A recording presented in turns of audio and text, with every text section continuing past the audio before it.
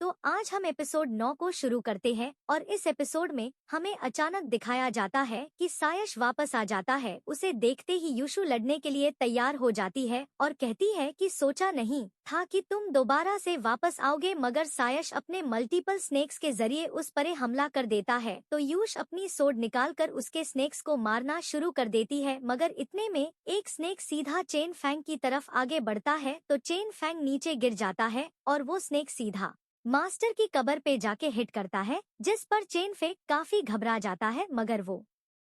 देखता है कि मास्टर की कब में तो कुछ भी नहीं है वहाँ पर एक छोटा सा बॉक्स पड़ा हुआ है। यह देखते ही वो फौरन से मास्टर की कब में उतरता है और उस छोटे से बॉक्स को उठा लेता है, मगर वो हैरान होता है कि मास्टर की डेड बॉडी वो यहाँ पे नहीं है। इसका मतलब यह है कि वो अभी भी जिंदा है। यह कहने के बाद वो उस ट्रेजर बॉक्स को वापस से अपने रूम में ले आता है और कहता है कि आखिर इसके अंदर क्या होगा, मास्टर ने मेरे लिए क्या चीज रखी थी और इस बॉक्स को आखिर खोलना किस तरह है, मैं कुछ भी नहीं जानता। ये कहने के बाद अचानक उसे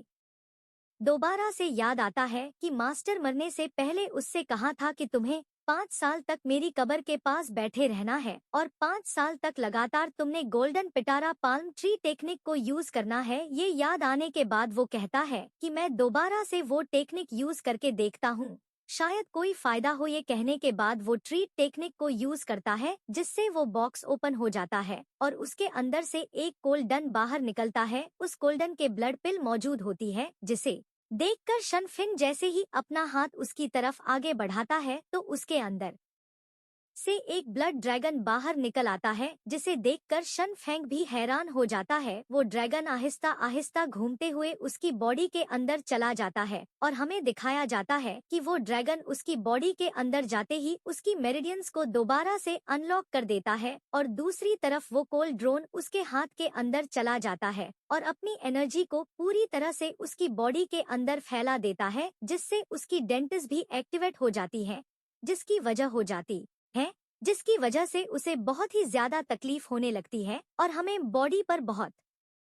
ही अजीब अजीब से ब्लड मार्क दिखाई देते हैं। और कुछ देर गुजरने के बाद हम जब देखते हैं तो वह होश में आ जाता है और वह अपनी हालत देखकर कहता है कि मुझसे तो बहुत ही गंदी बदबू आ रही है, मगर वह अपनी डेंटिस्ट की तरफ देखता है तो उसे फील होता है कि उसके अंदर एक अजीब सी पावर आ गई है। जिसके बाद वो दोबारा से कल्टिवेट करने की कोशिश करता है तो वो अब पहले के मुकाबले में बहुत ही तेजी के साथ एनर्जी को इकट्ठा करना शुरू कर देता है। ये देखकर वो खुद भी बहुत खुश होता है और वो कहता है कि फाइनली मेरी मेरिडियंस अनलॉक हो चुकी है, अब मैं कल्टिवेट कर सकता हूँ। यह जानकर कहता है कि मास्टर आपने देखा, मैं अब कल्टिवेट कर सकता हूँ। खुशी के मारे वो दोबारा से रोना शुरू कर देता है, मगर फिर वो कहता है मेरी हालत बहुत ही ज्यादा खराब हो चुकी है, मुझसे तो मरे हुए चूहों की बदबू आ रही है। यह कहने के बाद वो दोबारा से अपने कपड़े चेंज करता है और हमें दिखाया जाता है कि जब वो दोबारा से सेक्ट में जाता है तो से एकट में उसे कुछ स्प्रेड स्टोन दिए जाते हैं, जिन्हें लेकर वो वापस आ रहा होता है, मगर सनशन उसके दोबारा रास्ते में आ जाता है और वो लोग उससे वो